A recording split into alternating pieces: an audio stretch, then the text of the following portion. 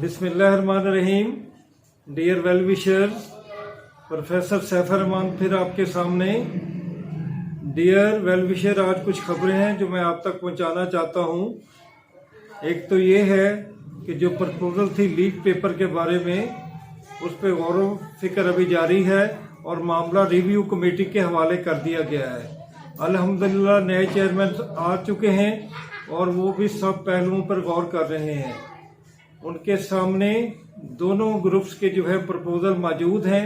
कुछ लोग चाहते हैं कि पेपर दोबारा हो, कुछ चाहते हैं कि पेपर दोबारा ना हो, तो इन पे गौर किया जा रहा है।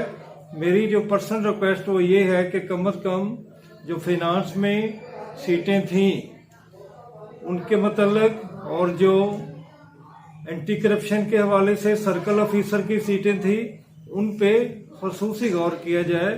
जो डिप्टी अकाउंटेंट फाइनेंस में हुए थे और जो सर्कल ऑफिसर वो फाइनल हो चुके हैं और कुछ लोगों ने ज्वाइन भी कर लिया है। इनमें से सब लोग करप्ट नहीं है और ना ही सब जो हैं वो गलत तरीके से आए हैं। तो इसकी स्क्रूटनी होनी चाहिए और किसी हकदार का हक नहीं मारना चाहिए, क्योंकि अगर एक बंदे के साथ भी नाइंसाफ़ी होगी तो फिर ये सारी इंसानी के साथ नाइंसाफ़ी होगी। लिहाजा मेरी भी चेयरमैन साहब से रिक्वेस्ट है, और डियर विल विशर, मैं भी कोशिश कर रहा हूं कि चेयरमैन साहब से जल्द मिलूं, और मैंने इस हवाले से एप्लीकेशन भी उन्हें देनी है जिनमें दोनों नुक्ता नज़र मैंने बयान करने हैं, ताकि मैं, क्योंकि मेरे लिए दोनों ही अजीज़ हैं। इसलिए आपसे भी मैंने कहा था कि आप भी एप्लीकेशन चेयरमैन साहब के दें और अपना व्यू पॉइंट पेश करें। तो अल्लाह करे कि जो मैं सोच रहा हूँ ऐसा ही हो। बहरहाल प्रोसेस अब चल पड़ा है, रिजल्ट भी आने शुरू हो गए हैं। लाइब्रेरी साइंस का भी आ चुका है, जर्नलिज्म का भी आ चुका है, सोशल वर्क का भी आ चुका है, और सुना आज पाक स्टडी का भी आ गया है। तो इससे पता चलता है कि प्रोसेस शुरू हो जाएगा।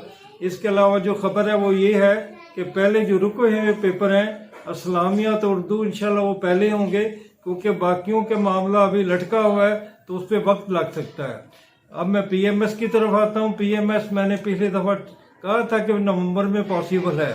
उसकी वजह ये थी कि प्रोसेस बहुत स्लो हो गया था और मामला का पता नहीं चल रहा था कि कब तक लटका रहे। लेकिन अब ये खबर आई है कि रिक्विजिशन आ चुकी है 40 सीट की, और अगर कुछ मामला हमारे संभल गए तो ये मई जून में भी हो सकते हैं। अगर मामला लंबे हुए तो फिर हमें एक लंबा इंतज़ार करना पड़ेगा। तो ये 40 सीटें वक्त के साथ बढ़ भी सकती हैं, क्योंकि इसके दरमियान में 2-3 महीने हैं। अगर और कोई भी रिक्विजिशन आ जाए तो वो भी इसमें शामिल हो जाएंगी। तो dear viewers, dear well wishers, ये ना कोई घबराने का मकाम है ना ही डरने का मकाम है। आप मंजिल की असूल के लिए अपनी कोशिश जारी रखें।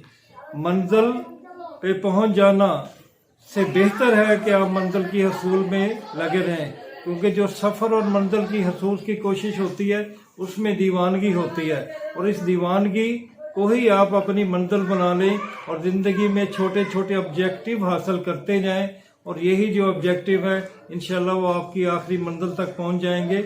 और वो आखिरी ऑब्जेक्टिव यही होने चाहिए कि आप अमल साले पर अमल करें, और यही आपको दीन और दुनिया की तरफ लेके जाएगा, और दीन और दुनिया में यही आपका निजात का बाइस बनेगा।